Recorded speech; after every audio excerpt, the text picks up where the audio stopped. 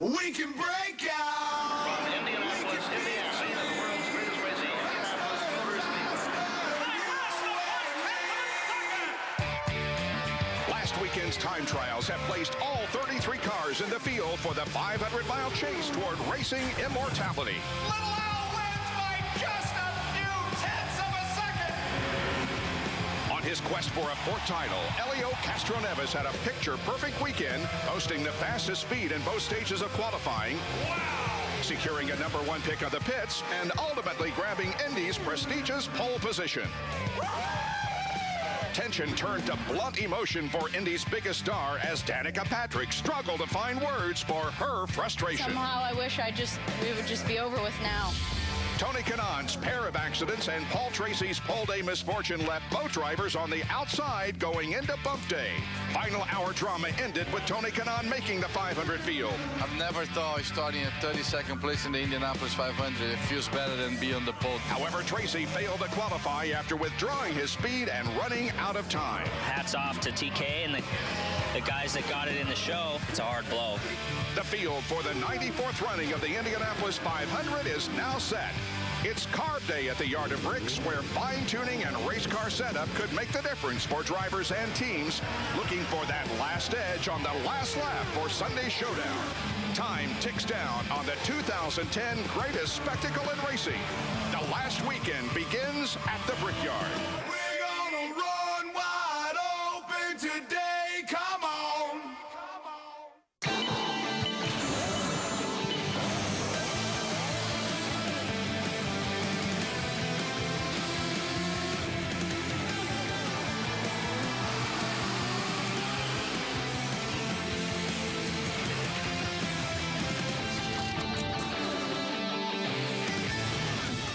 For the first time since Sunday afternoon, the cars are on the track at the Indianapolis Motor Speedway.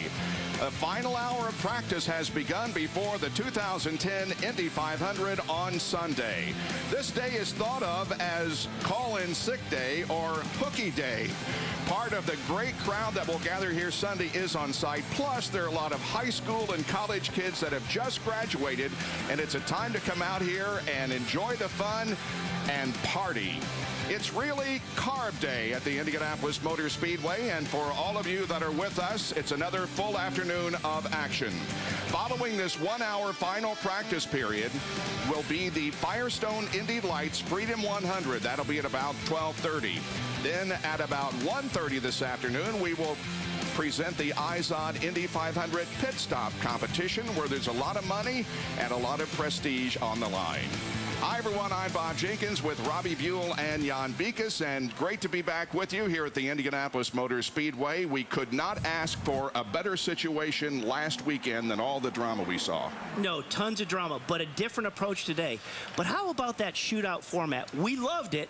Elio doing a 228 average, he blew every doors off. So that took a little bit out of it, but really great format. The real drama came on bump day. How about Paul Tracy not even being in the show? We're looking at Elio just getting ready, but Paul Tracy not getting in the show, TK fighting to get in the show. Crazy stuff. Jan, a different mindset, though, today for Carb Day. And most of the teams, Robbie, today have a specific checklist that they want to go through. And first and foremost, we've already seen it. They tootle around for one slow lap, come back into the pits, and look for leaks. As soon as they're sure there's no leaks, that's why they're all on pit road right now. You'll get out, find some traffic, get up to speed, and check your 2 top gears. You want one gear in traffic, another gear you want to work on your own. Now, up top are the spotters. They're in turn number 1 and they're in turn 3. Today you want to be sure that your radio communication is working. You get in groups, find out when he means clear, what does he mean by clear? And then of course engine, clutch, and gearbox. Not too many new engines, but all new clutches and gearbox components. And finally, Jack, today is the very first day that they'll be using those race day pit assignments. And yeah, that could be the most important check to put on your checklist. Why? Well, think about this. First and foremost, not only is it a new pit position, but all during practice and indeed during qualifying, when the cars were out during practice and qualifying, when they came off the racetrack, they came off entering turn number 3. Today we're in full race conditions, and what does that mean? You go through 3, you go through the short chute, you go through 4, and then you look for the opening onto pit road. You want to bring as much speed as you can into that opening. So there's a lot of what I like to call reconnoitering going and just trying to find where you're going to end up to get your service. Bob? Anna Beatrice goes on to the 2.5-mile oval, saw some practice. Now, we've already alluded to the fact that Tony Kanaan had major problems last weekend, but so did Sebastian Saavedra and some others. Just a few minutes ago, Robbie Floyd talked with TK. Well, when I walked up to Tony Kanaan just a moment ago, I said, it's good to have you in Carb Day, Tony. It's good to see you here. I'm glad to be here. I had to take a cab from Gasoline Alley all the way back here, but, you know, it feels good. Let's talk about it. You qualified in the 32nd spot, but you're actually taking the 33rd spot, going back to the original car? Yeah, we're going back to the original car. And, you know, when Kyle, my team manager, called me to give me this sad news that I was going to have to give up and started that last, I was like, oh, my God. But and the reason being is the crash in practice on Saturday. Yeah, well, and the way the rules are written is, yeah, we do qualify the driver, but if you voluntarily change your car, you have to start it in the back. So I would say, you know, it's not a big deal. I like the outside anyway, so I would say it's not bad. All right, a long day for you today. Are you trying to find more speed in the race setup, or is it just trying to shake down that unfamiliar car? Oh, first of all, we're going to shake the car down and see if everything's working fine, and then, you know, we're going to get to work, man. There is no, it's the same car, the same setup. We can't be that apprehensive. So, you know, shake down, see if there's any leaks. Everything's working fine. We're going to go race. And get ready for his first Indy 500 win, Lindy Thaxton. Thank you, Robbie. And Sebastian Saavedra, you had quite a bump day for your first time here doing the month of May. Okay, so first you have this crash, and then you're in the hospital. Talk us through that afternoon when you get the phone call.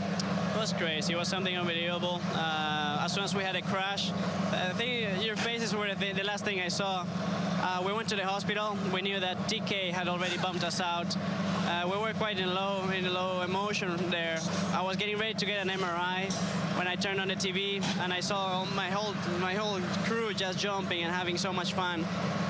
There was no volume, so I didn't know what was going on. I needed to wait 1 hour to actually know what was going on. No one was answering their phones, but it was Brian Herta that called me when he was doing an interview with you guys. And he was just like pretty much no voice, just screaming how happy they were. I'm just glad that everything came out the way we wanted. As soon as I went to the hospital, I said, you know, it's in God's will, and it happened. I'm very happy. What happened in that crash, and physically, are you okay? I'm fine. It was just a very hard hit. I think the hardest hit of the month, so it's something that I'm not very glad to say. I tore up a little bit of ligaments in my neck, but I didn't do the right thing when I was crashing. But I'm a rookie. There's some things that you learn. But right now I'm completely physically perfect and ready to go again in my lady. That she looks very nice right now. Thank you, Sebastian Saavedra, and he is pulling double duty this weekend, driving the Indy Lights race as well. As far as I'm concerned, the owner of the team, Brian Herta, had the quote of the whole month of May last week when he called his team 2 men and a truck racing, which just about describes the fact that they're not well funded, but boy, they got the job done. And don't you just love that quote? But think about what they went through. They were bumped out of the show, right? Thinking they weren't in, and their car was crashed. We're riding on board with Elio, taking a look at things. And 2 guys withdraw their time, and they're back in. He didn't even have to make another attempt to go back out because he couldn't, because he crashed his car. Fantastic. Good stuff here already. Elio Castroneves going to the inside of Dario Franchitti down the backstretch. Now Elio sets up for turn number 3. He, of course, will lead them to the green flag on Sunday. Plus, he backed off there as he came up on Graham Rahal. Plus, he is going for his 4th win here at the Indianapolis Motor Speedway, putting him in very exclusive territory. And you heard him grab top gear there. That was what we talked about. He got into the draft of Graham Rahal, went up to what we'd assume in his case would be 6th gear. But wow, what kind of draft do you have when you have all those cars on the racetrack? They've talked about this year it's improved. what a great example of how quickly you suck up behind the car that you follow. And look at how quick he's closing on the cars in front of him. And when you watch him, just watch him roll his hands in. Look at, he's not fighting that wheel. He's not jerking at it. That is a beautifully balanced race car. And if anybody knows the product that he wants to have, that race car at the end of Carb Day is that guy right there, Elio. You see the car up ahead of him is throwing back some sparks to Elio. Well, that's when you see guys setting sparks out here, obviously that means they're bottoming out. But that's another big thing that you want to get done in Carb Day today is everybody's out on full tanks. They've rebuilt these cars totally. They've taken all the suspension off. So they got to establish that ride height. You want the car as low to the ground as possible, but you don't want it hitting so hard where it's unsettling the race car. It was a 32 car that was in front of Elio. That would be, of course, Mario Moraes. And now we jump on board with Dario. Oh, I'm sorry, it's Scott Dixon. Look at how calm that looks, just sitting on board here. And you know what? It is pretty calm. When you don't have anybody in front of you that's changing the air to affect your car, it should be just this calm. It should be a Sunday drive. On Friday. Yeah, we just heard him do a little bit of lift there. And not necessarily because he needed to, but you want to find out, what does my car do? That's the checklist. We talk about a team checklist, but you have a driver checklist. If I get in the middle of the corner and I have to lift for some purpose, and see, he didn't have to lift on the front straightaway, but he's getting a feel for what happens when I back off. And my guess is right now, he's waiting for traffic. He's waiting for friends. He wants somebody to play with. Yeah, right now, he's made sure that his car is good by himself. He said, enough of that, get me into some traffic. Wow, speaking of traffic, look at this. That's Dario dropping to the back of that group. Also in there is Thomas Schechter. Elio, of course. You know, you want to just get out, as we said, what the checklist is go through. But you got to get out and lean on the car a little bit. You don't want to lean on a lot, but you got to challenge it. You can't tease yourself saying, oh, guys, I think it's okay. No, get out there and shove your nose in there and see what kind of car you got. Simona Di Silvestro leaves her pit area. And we get more from Robbie Floyd.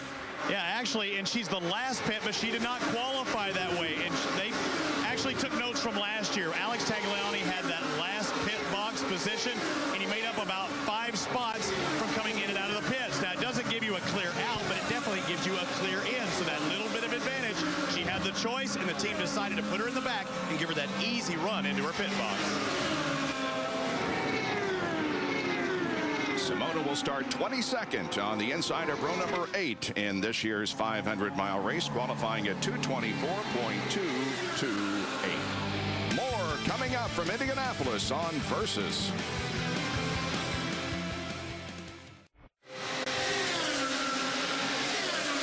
Welcome back to the Indianapolis Motor Speedway, where we are at full song.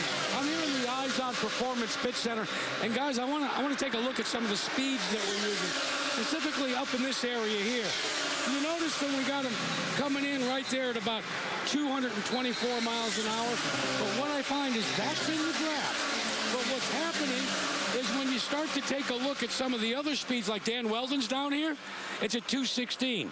I think we're starting to see what the race speed is going to be as compared to what the draft speed is going to be. I can't remember seeing that big a gap between being in traffic and using the help of other people and running by yourself. But again, that's all part of the mind games a little bit. I mean, you know, we see Franchitti at the top of the charts at 225.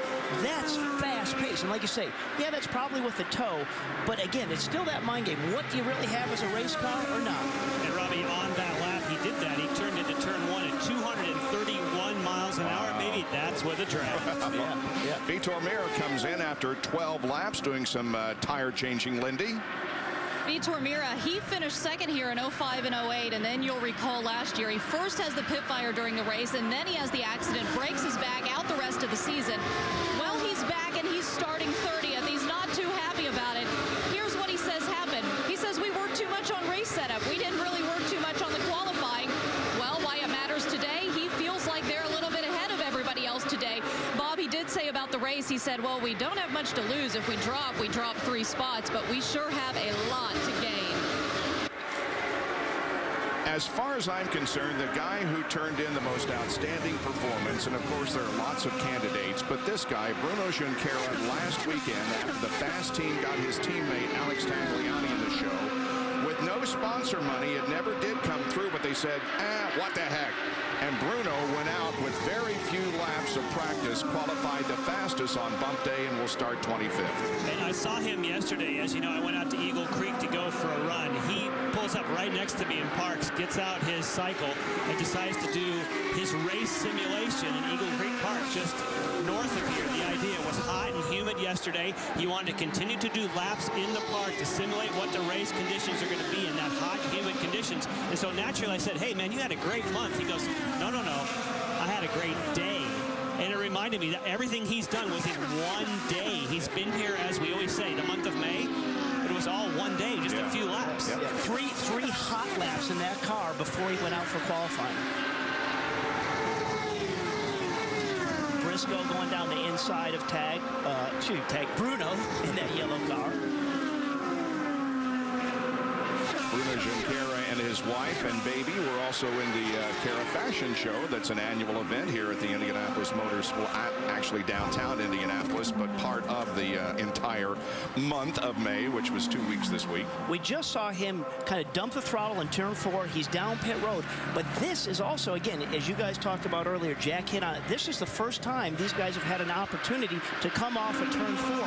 And that's when you really want to challenge it all the way to the speed limit line of 60 miles an hour. This is the first time they've done that. So they got to give those references in order, because you never want to give up any extra. You don't want to hit the brakes too early to slow up for that speed limit line. So you got to practice that.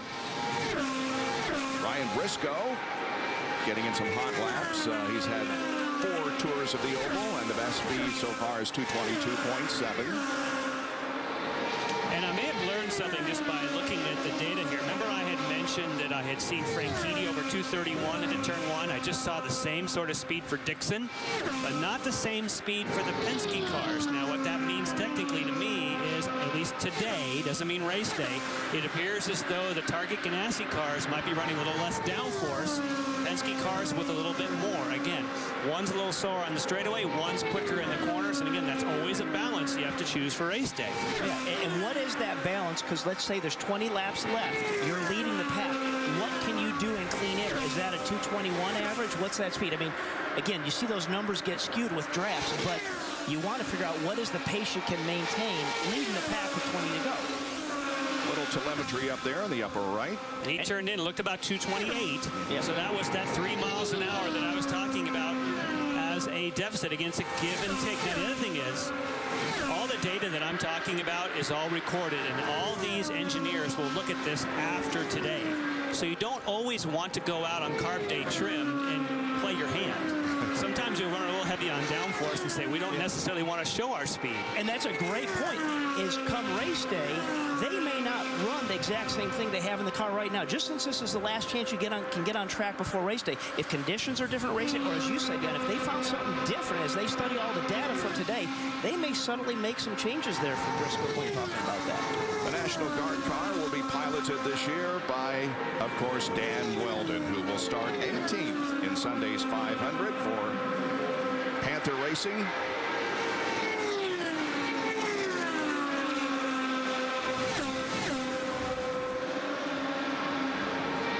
Weldon just taking some warm-up laps here, the number 4 car. All 33 cars, by the way, have been on the racetrack already on Carb Day, the final hour of practice prior to Sunday's 500.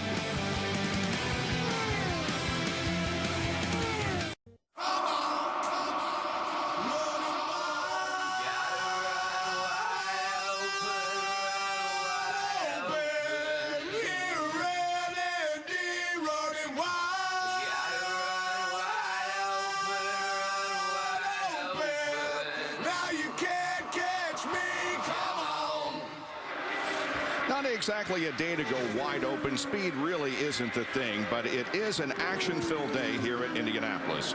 After this 1 hour of practice that will be ended about noon, at 12:30, the Indy lights will be on the racetrack for the Freedom 100. And for the first time ever, a female is starting on the pole here in Indianapolis. Pippa Mann has qualified for the pole for that Firestone Indy Lights race. Then later we'll have the IZOD Indy 500 pit stop competition in 1:30. And then later this afternoon, after we go off the air, ZZ Top will be in concert here in Indianapolis. This is the place to be, folks. The weather is great today. It's going to be good for the entire weekend. I'm glad I'm in Indianapolis right now, aren't you? Wouldn't want to be anywhere else. That's right. Ryan Hunter-Reay on the racetrack. And Jack Arute is pretty excited, too. We heard from him earlier. He's going to get out there and he's going to fight the crowd and get to the front row of ZZ Top and try and get an autograph. Wants to get an autograph. Yeah. Yep. Graham Rahal into turn number 1, just ahead of Ryan Hunter-Reay. So let's, we talked about the intensity and pressure of bump day when you watched everything that happened there, and even just qualifying for this race. Totally different mindset for the drivers, totally different downforce. But it's up to the race engineers and the strategists, the guys talking on the stands right now. They want these drivers on board with Rahal, look up that, but they want to finish this note on a high. They want their driver to get out of that car and say, I love this car, I believe in this car, I know we're in the game. And it's up to those guys to say, you know what, guys, we're not done yet. Let's put another sticker set of tires on this, do a different run. Wow, nice pass there by Ryan Hunter-Reay going in turn number 1. And he saw him. He could, when we were riding on board, he could hear just a little breathe off by Graham. Gave it to Ryan, said, okay, you go by. I'm going to come back up on you.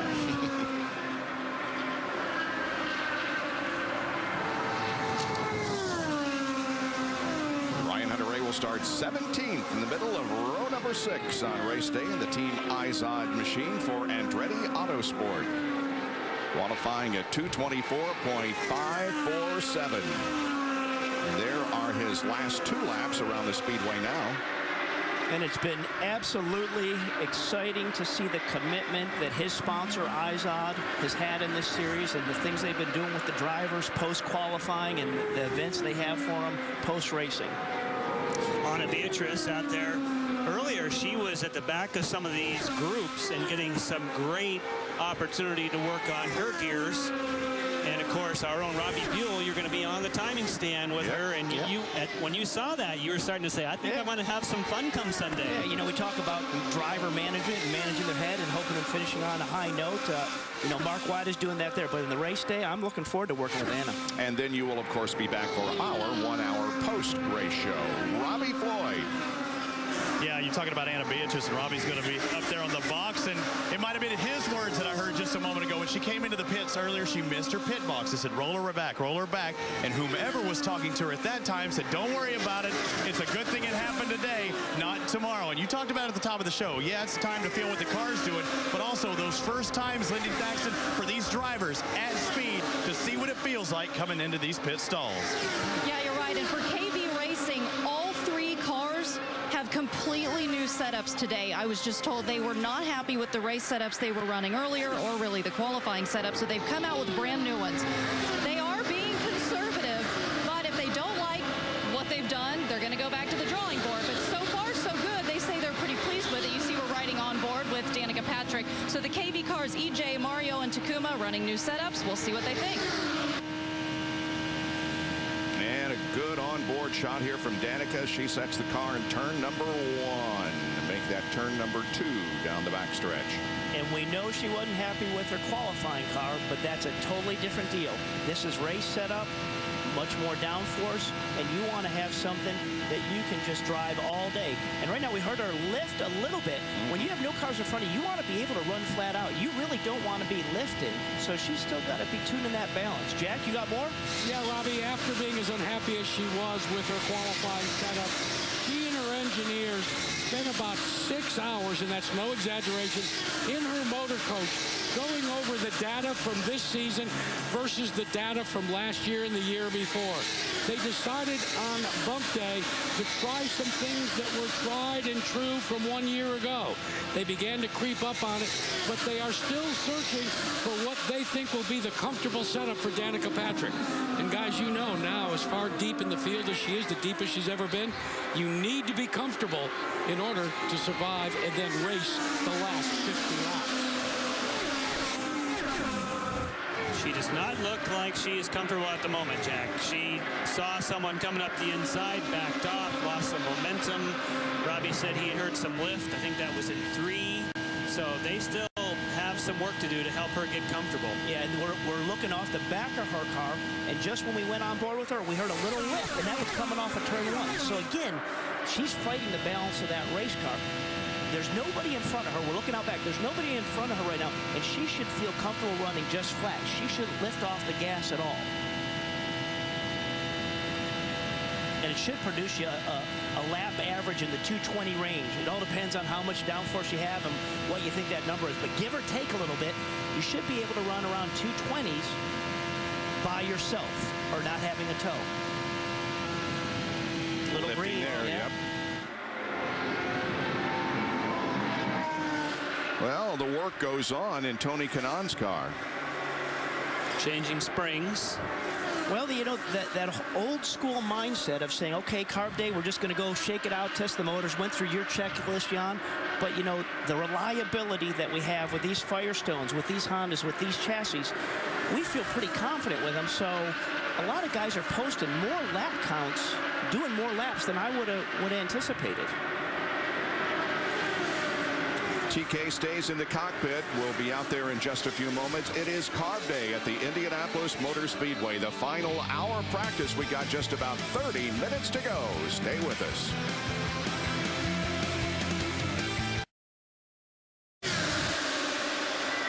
You've got to take a look at Mario Romancini's front end, and it looks, as you look at that wheel, as if he had a close encounter with the pit wall.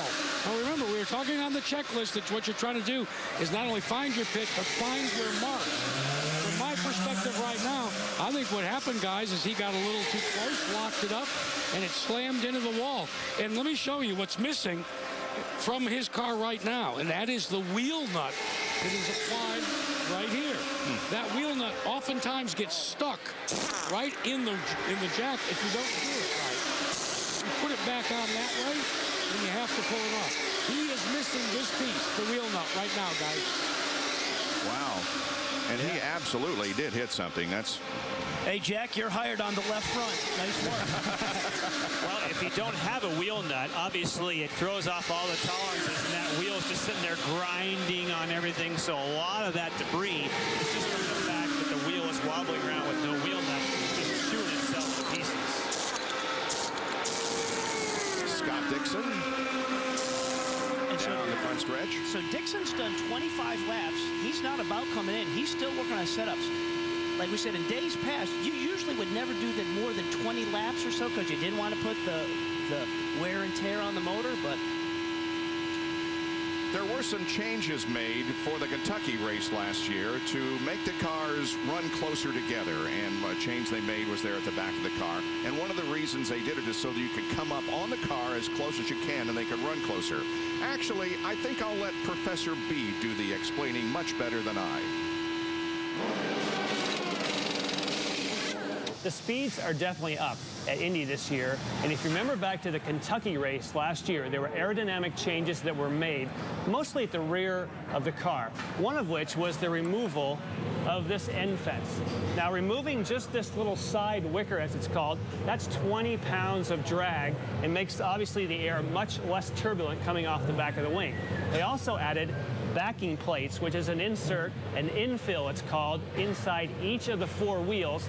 It takes away some drag, but it also adds about 6 pounds of downforce. The final change for this year at Indy is this rain light now is nice and aerodynamic. The rain light used to be in between the pillar here of the rear wing. And believe it or not, just by moving that rain light was 10 pounds of drag. And all the drivers say, yes, the car is faster. There's less turbulent air coming off of these wings. You can suck up, get more of a draft, and run closer together. It's hard to believe that just the moving of that light would cause so much change. And of course, everyone calls it a rain light. In oval racing, it's more the caution light, because in road racing, it's used as essentially in conditions where you can't see. On an oval and on road courses, it flashes whenever there's a caution period. It's all electronic, and it's a great innovation for safety. It is. And, you know, one day, now that I'm not not driving. I'm all for the Firestone guys coming up with a rain tire to have us race on the ovals in the rain. EJ Viso comes into the pit area after some laps. He's been on the track for 26 laps today. His best speed 224.4. Hasn't been exactly a perfect month for EJ, but he was managed to get into the race. He'll start in the 19th position. But remember this, how many G's was that, Jan? 127 Wow. G's. It just completely disintegrated the casing of the gearbox. They were very careful on how they removed him from this car, because look, it is nearly a perpendicular. If it wasn't for the safer barrier there's no question that they were careful with him here, but he was back at the racetrack the next day. And remember, we just heard a report from Lindy that team, KV Racing, who EJ drives for, 3 of those cars are on totally different setups. So obviously they weren't happy with what they had for qualifying, but what they thought they learned post-qualifying and race trim prior to today, they weren't happy with. Well, he has the 6th fastest speed in this session at 224.4, so maybe they have made the right selection on EJ Viso's car. Meanwhile, on the racetrack, Rafael Matos out of turn number 4 down the front stretch. He, of course, was the driver who had a good race going, but then had the contact with Vitor Meira that eliminated both of them. Rafa's got a teammate this year, a car that looks identical to his. They're an HP car, is Davey Hamilton.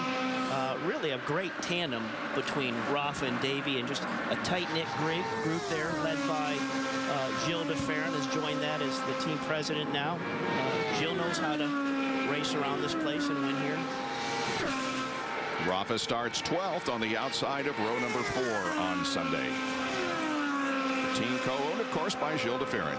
And that's a great shot. That was flat out through turn number 4. Take the middle of the racetrack and just jam on the brakes to see how late can I brake and get to those green cones. And that was a full-on, full speed, full check in practice. And this is where, look at how busy it is there. So here you are coming down pit lane. There we saw Rafa duck in. But this is what the guys have to really challenge themselves, is where is their pit box, hitting their marks. And it's so busy, where do I have to be? And you have guys in your headphones as you're the driver counting you down, saying 3, 2, 1, and then all of a sudden you miss it. And Robbie, right across here, when you see these lines across here, that essentially to a driver means go as fast as you possibly can go. And when I hit that line, I have to be doing 60. Jack? Down here in the Izod Performance Pit, you know, once you come in, right, you got to make how many tire changes during the course of this race? Probably 5, 6 sets. Well, how do you know whether you got the right sides on the correct side and the left sides on the correct side? The guys at Firestone have done a neat little trick, fellas. You see the Firestone logo? Now, these are the right side tires that'll be used in the Indy 500 this Sunday. So, reds go on the right. Here is a left side tire that'll be used. You notice it's a white logo? Robbie Buell, I think you can even remember this. Reds right, whites left. Got it? What's that? Yeah. Well, you know, Jack, that's nice of you to point that out. But sometimes, you know, the days get a little long. I get a little tired up in the head. I tell you. Red is right. But that is a great thing they do. But, you know, you have the panic. You have the rushing. If the driver comes in at the last minute, it could be a big rush down there. Marco Andretti starts 16th in Sunday's Indianapolis 500 on the inside of row number 6. It's Carb Day at Indianapolis.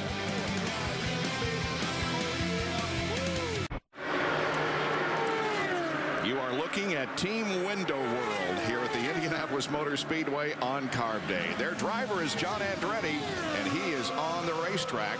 This, of course, the joint venture between Andretti Autosport and Richard Petty.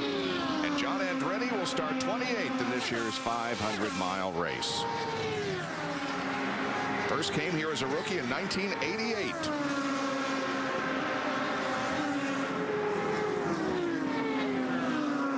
Currently 25th on the speed chart today during this practice session at 221.394 as his best speed. And we talk about driver management. The guy that's going to be the strategist for John Andretti is John Anderson. John Anderson was a mechanic or crew chief, I'm not sure which one, on the first time John Andretti ever came to this speedway.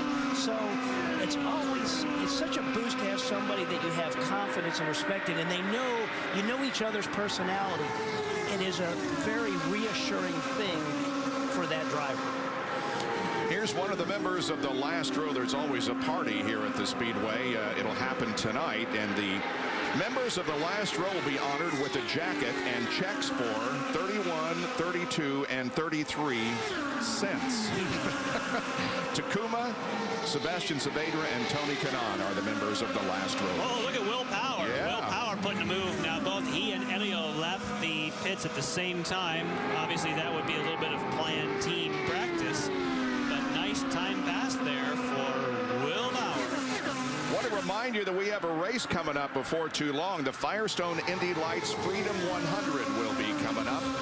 And here's just a taste of what we're going to see on Sunday when 33 cars get out there and they're challenging each other for position. That's the way you do it. Draft up behind him, a big pop, and he had the pass done before they turned into turn one. That's picture perfect. You'll see them racing like this in the Freedom 100 too. That's always a very competitive race with some drivers who hope to be in the big race someday. So Elio that posted almost that 228 average. I talked to him the other night at a party. He's like, oh, Robbie, I didn't want to go out again that top 9. I was holding on to the car even before that. But interestingly enough, he was the first one out. We all knew that, and he just crushed everybody's time. He's the one that wanted to go out first. Cindric wanted to go out fifth. He's like, no, I need to get this over with. I've been holding on.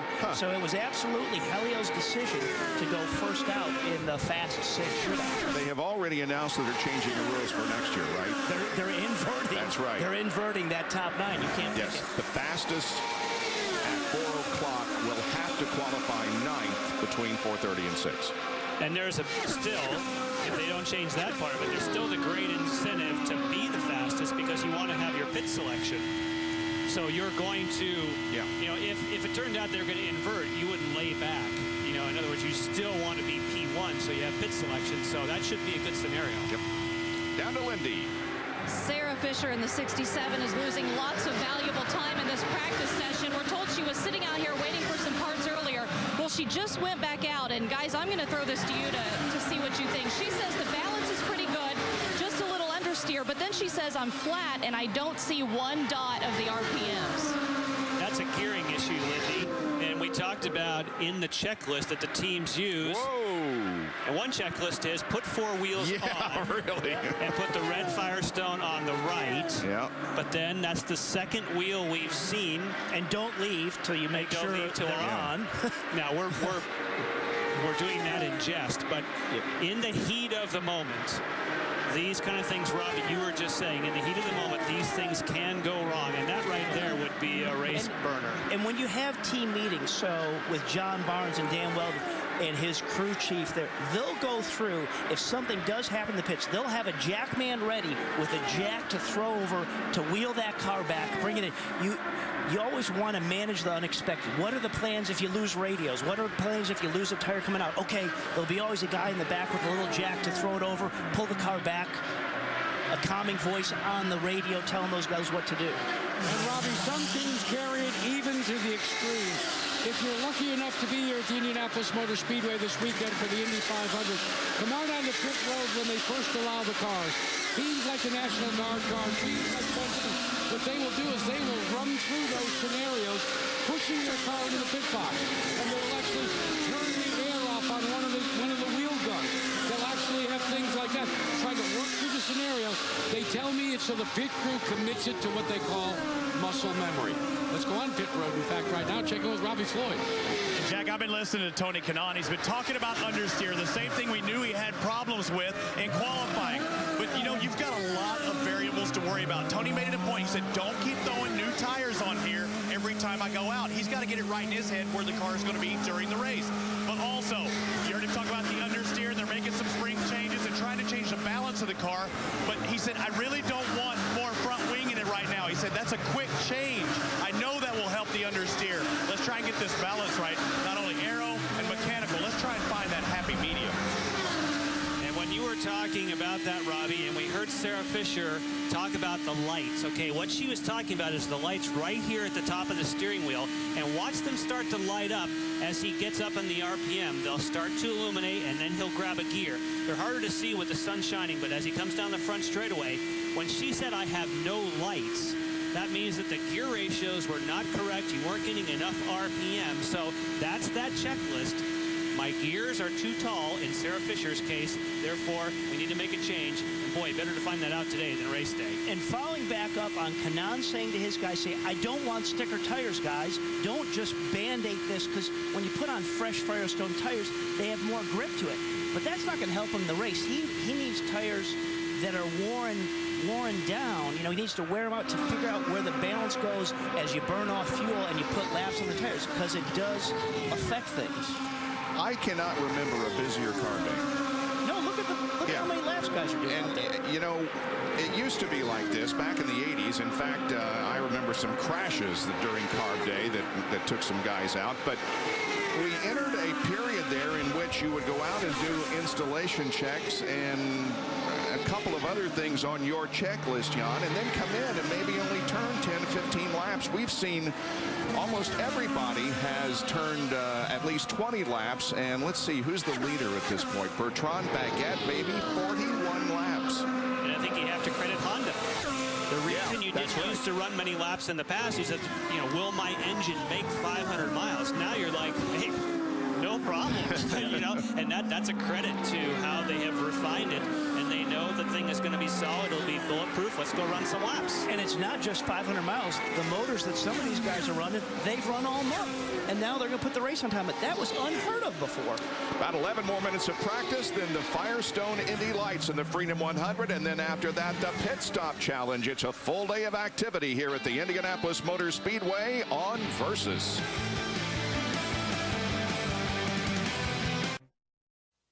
We can break out, we can be free, faster and faster, you and me.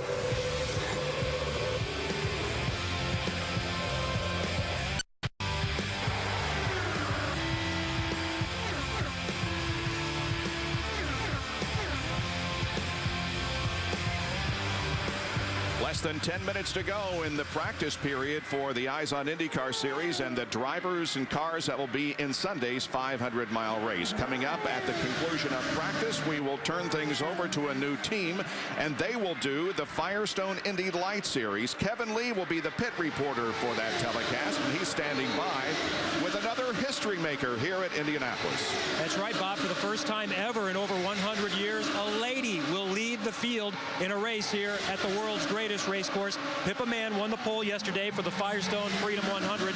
So that is noteworthy for a lot of others, but for you, it's your first pole in this series. It is my first pole in this series, and that was the most exciting thing for me. I came around, I got out of the car, my dash wasn't working, so the guys had to tell me how fast I'd gone, and I said, wow, I wonder if that'll stick. And just sheer amazement that it did stick. Second time back here, how much better do you expect the second time around at Indy?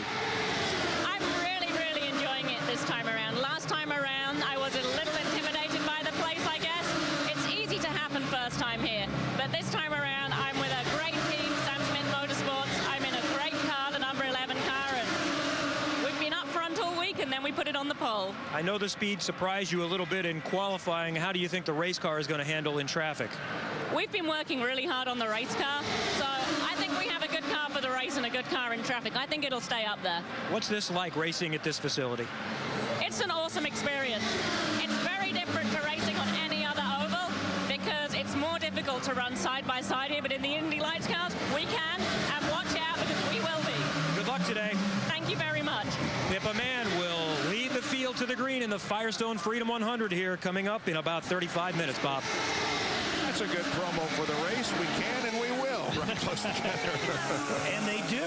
Yeah, right. It'll be great.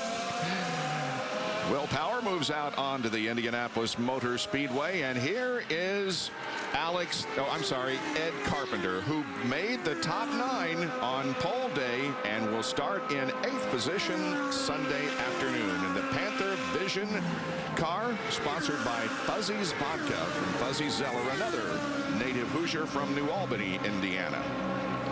And I think if we look back to the dramas of pole day, bump day, the story of Ed coming back, he said, hey, I did 3 laps. It felt like I wasn't even gone. But to be in the top 9, what a great accomplishment for his team, Vision Racing, teamed up with Panther. Fantastic. And you have talked about a year of firsts. We've talked about a new format. And Bob, I'm just looking here with 5 minutes and 40 seconds to go. They're scrambling to get more track time. Yeah. It's like, oh no, practice is almost over. We got to get out there and get another read. That is shocking. Typically, you go run around, you pull in the pits, but it just shows how tight it is. You need all the time and all the advantage you can get. Yep. Graham Rahal will bring his Quick Trim sponsored car onto pit lane. So let's just stay on with him. So look, he's coming down. He's got somebody talking to him right now saying, I see you, Graham, I see you. And as he gets closer to his box, they'll count him down. But just look at how tough it is for him to ID. Okay, who's the guy waving for me? If I don't have it, there it is. Now the guy says, come on, hit your marks, look for your right front tire changer, bump your sign, good to go. Yep. Hit it perfectly. Yeah, it's the anxiety for a race driver. When a driver's out doing laps, that's what they do. When they're out racing, they're doing laps. But when they come down pit road and they're going to turn it over to somebody else, that being the crew, and the driver isn't controlling, he's not getting a break right now as a driver. You have as much anxiety as ever. Hey, guys, I've been watching everybody out here practicing. You know, I was talking about in the run for the pole, a guy that might be a long shot. Well, let me tell you, I like this guy right here, Bruno Junqueira, with what he's done so far in this practice session. Consider the fact that he has run a total now of 48 laps. The majority of them, as you know, are today. And what's been interesting is just take a look at the speed that he's been able to accomplish. 224, almost 225 miles an hour. He could be the sleeper, and you know who's going to call his tactics on the box on Sunday? You remember a guy named Derek Walker? Been there, done that, got the T-shirt, doesn't he?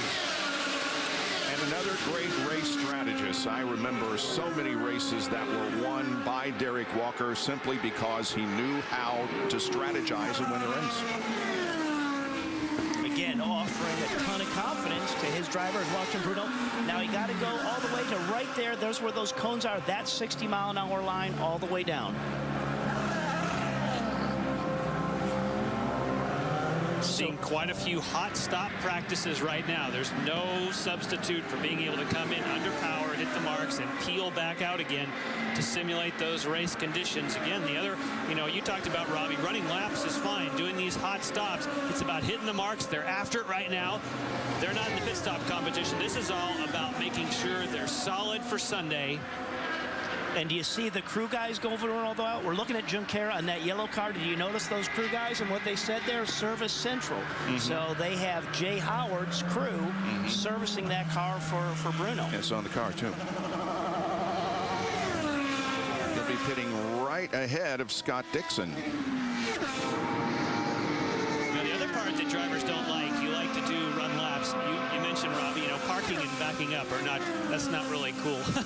That's something drivers struggle with. The other thing is stalling it, leaving the pits. That's another reason why you want to do that kind of practice. Yeah. You really want to get a feel for a new clutch and exactly how it feels. But you do have to be careful today. You don't want to do those big, greasy burnouts because you don't want to hurt your clutch. So that's the one thing you may back off of just a little bit.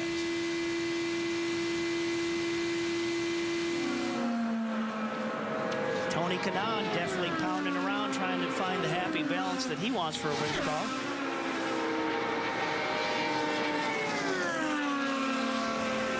What's DK done here? He's done 32 laps. 32, yeah. Yep. 222.4 is his best lap.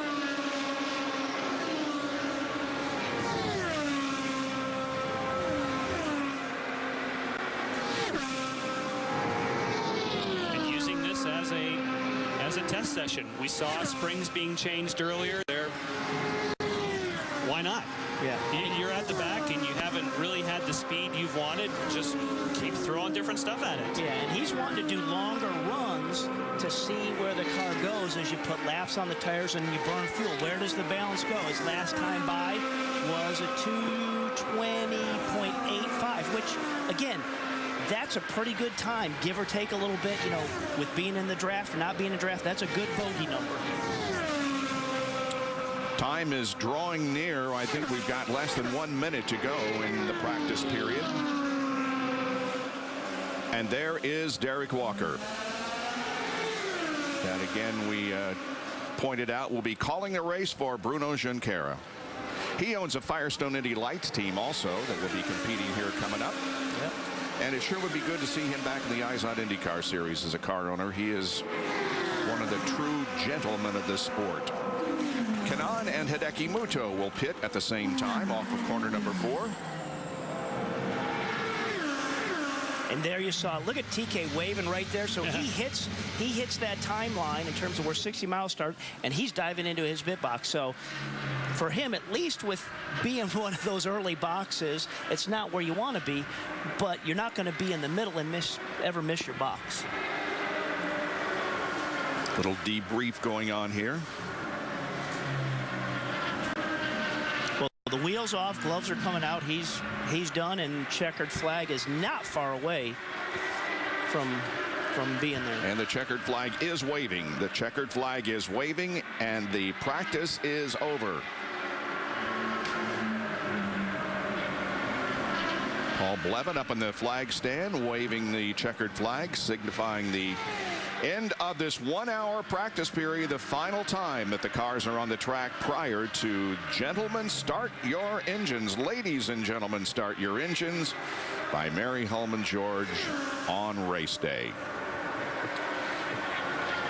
Will Power doing a little practicing for the pit stop.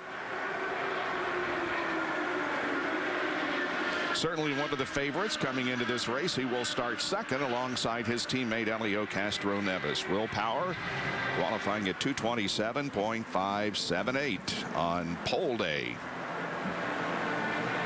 And there's no question that he dominated on the road course beginning of the schedule, but this track suits him well. We've seen Graham Rahal on the track this morning. We'll be back and talk with his dad here in Indianapolis.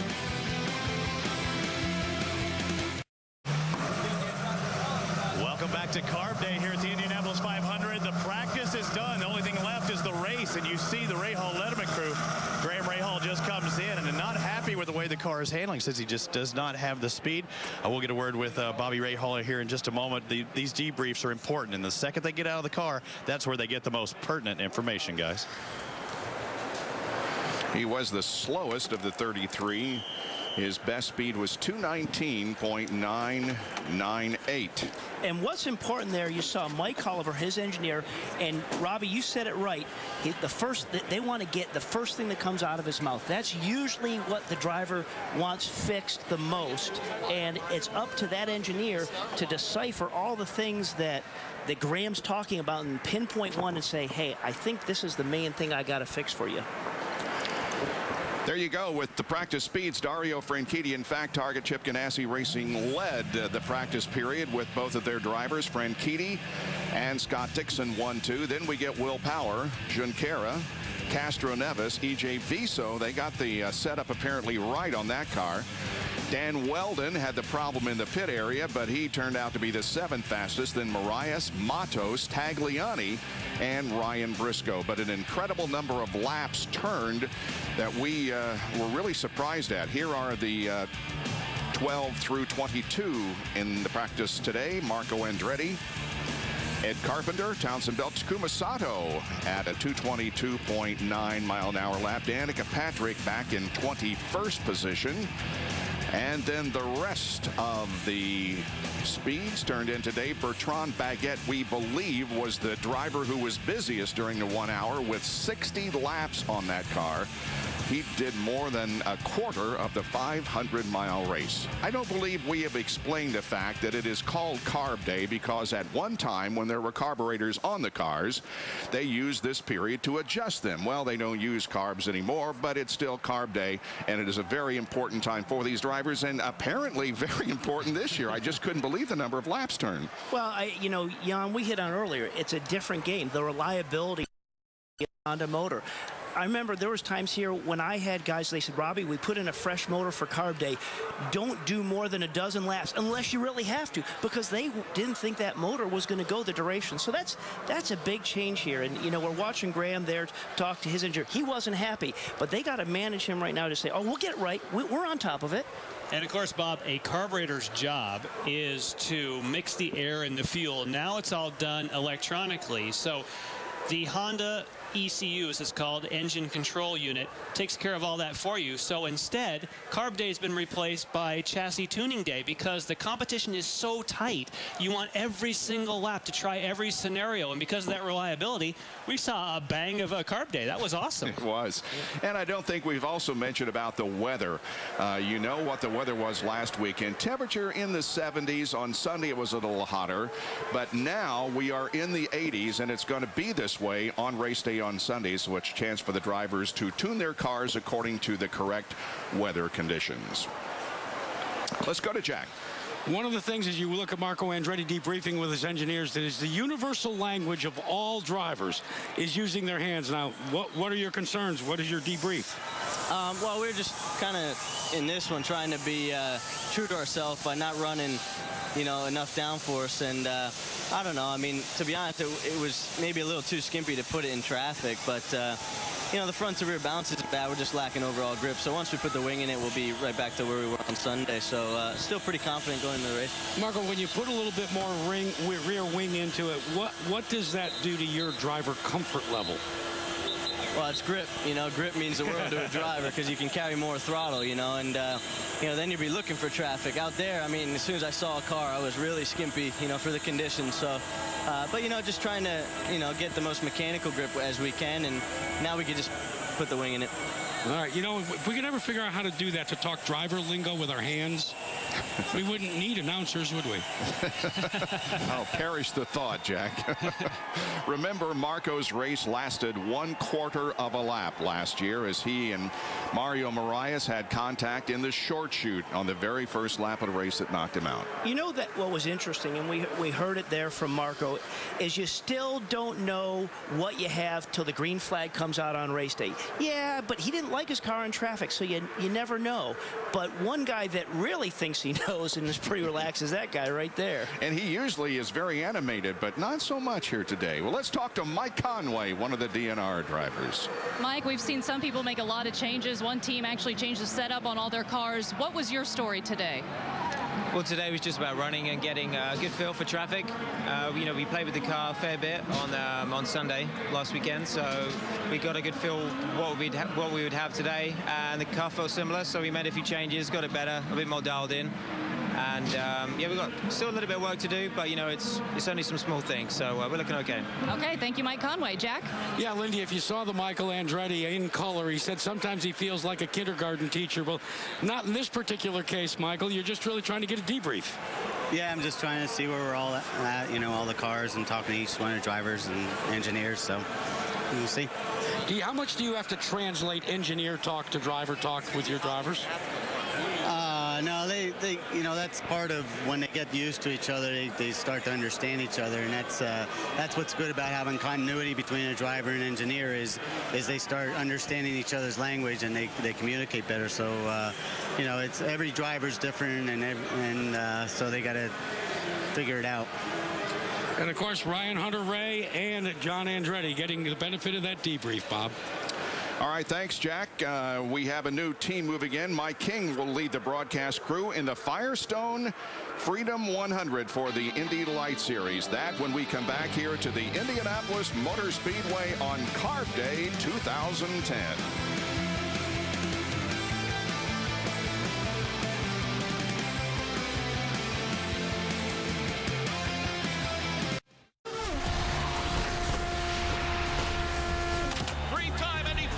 Winner Elio Castro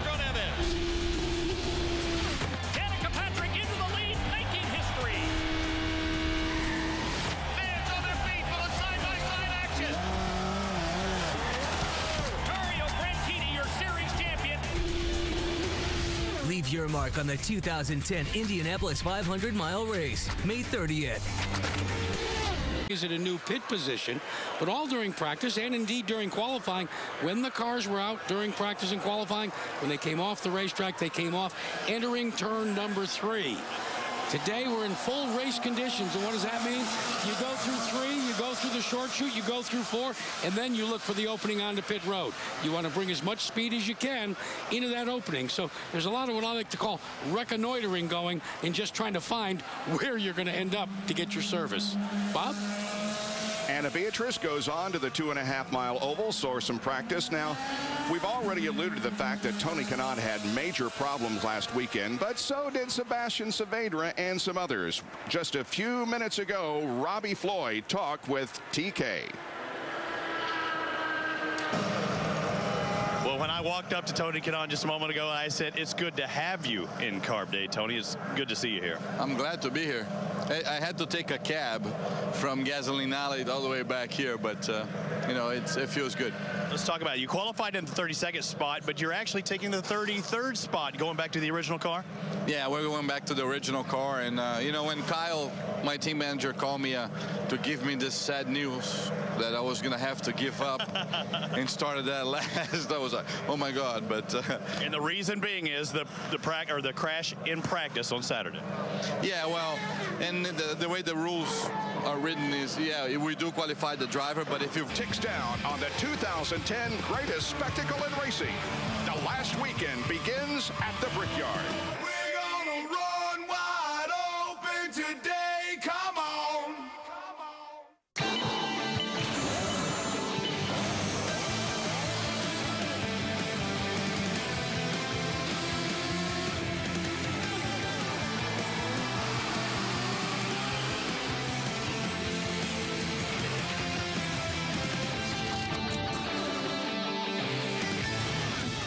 For the first time since Sunday afternoon, the cars are on the track at the Indianapolis Motor Speedway. The final hour of practice has begun before the 2010 Indy 500 on Sunday. This day is thought of as call-in sick day or hooky day. Part of the great crowd that will gather here Sunday is on site. Plus, there are a lot of high school and college kids that have just graduated, and it's a time to come out here and enjoy the fun and party. It's really Carb Day at the Indianapolis Motor Speedway, and for all of you that are with us, it's another full afternoon of action. Following this 1-hour final practice period will be the Firestone Indy Lights Freedom 100. That'll be at about 12:30. Then at about 1:30 this afternoon, we will present the IZOD Indy 500 Pit Stop competition, where there's a lot of money and a lot of prestige on the line. Voluntarily change your car, you have to start it in the back. So I would say, you know, it's not a big deal. I like the outside anyway, so I would say it's not bad. All right, a long day for you today. Are you trying to find more speed in the race setup, or is it just trying to shake down that unfamiliar car? Oh, first of all, we're going to shake the car down and see if everything's working fine, and then, you know, we're going to get to work, man. There is no, it's the same car, the same setup. We can't be that apprehensive. So, you know, shake down, see if there's any leaks. Everything's working fine. We're going to go race. And get ready for his first Indy 500 win, Lindy Thaxton. Thank you, Robbie. And Sebastian Saavedra, you had quite a bump day for your first time here doing the month of May. Okay, so first you have this crash, and then you're in the hospital. Talk us through that afternoon when you get the phone call. It was crazy. It was something unbelievable. As soon as we had a crash, I think your faces were the last thing I saw. We went to the hospital. We knew that TK had already bumped us out. We were quite in low emotion there. I was getting ready to get an MRI when I turned on the TV, and I saw my whole crew just jumping and having so much fun. There was no volume, so I didn't know what was going on. I needed to wait 1 hour to actually know what was going on. No one was answering their phones, but it was Brian Herta that called me when he was doing an interview with you guys. And he was just like pretty much no voice, just screaming how happy they were. I'm just glad. We can break out. From Indianapolis, Indiana, scene of the world's greatest racing, Indianapolis Motor Speedway. Last Last weekend's time trials have placed all 33 cars in the field for the 500-mile chase toward racing immortality. Little Al wins by just a few tenths of a second. On his quest for a fourth title, Elio Castroneves had a picture-perfect weekend, posting the fastest speed in both stages of qualifying. Wow! Securing a #1 pick of the pits and ultimately grabbing Indy's prestigious pole position. Tension turned to blunt emotion for Indy's biggest star as Danica Patrick struggled to find words for her frustration. Somehow I wish we would just be over with now. Tony Kanaan's pair of accidents and Paul Tracy's pole day misfortune left both drivers on the outside going into bump day. Final hour drama ended with Tony Kanaan making the 500 field. I've never thought starting at 32nd place in the Indianapolis 500. It feels better than being on the pole. However, Tracy failed to qualify after withdrawing his speed and running out of time. Hats off to TK and the guys that got it in the show. It's a hard blow. The field for the 94th running of the Indianapolis 500 is now set. It's Carb Day at the Yard of Bricks, where fine-tuning and race car setup could make the difference for drivers and teams looking for that last edge on the last lap for Sunday's showdown. Time. Hi, everyone. I'm Bob Jenkins with Robbie Buell and Jan Beekes, and great to be back with you here at the Indianapolis Motor Speedway. We could not ask for a better situation last weekend than all the drama we saw. No, tons of drama, but a different approach today. But how about that shootout format? We loved it. Elio doing a 228 average, he blew every doors off. So that took a little bit out of it, but really great format. The real drama came on bump day. How about Paul Tracy not even being in the show? We're looking at Elio just getting ready, but Paul Tracy not getting in the show, TK fighting to get in the show. Crazy stuff. Jan, a different mindset, though, today for Carb Day. And most of the teams, Robbie, today have a specific checklist that they want to go through. And first and foremost, we've already seen it. They tootle around for one slow lap, come back into the pits, and look for leaks. As soon as they're sure there's no leaks, that's why they're all on pit road right now. You'll get out, find some traffic, get up to speed, and check your two top gears. You want one gear in traffic, another gear you want to work on your own. Now, up top are the spotters. They're in turn #1 and they're in turn 3. Today you want to be sure that your radio communication is working. You get in groups, find out when he means clear, what does he mean by clear, and then of course engine, clutch, and gearbox. Not too many new engines, but all new clutches and gearbox components. And finally, Jack, today is the very first day that they'll be using those race day pit assignments. And yeah, that could be the most important check to put on your checklist. Why? Well, think about this. First and foremost, not only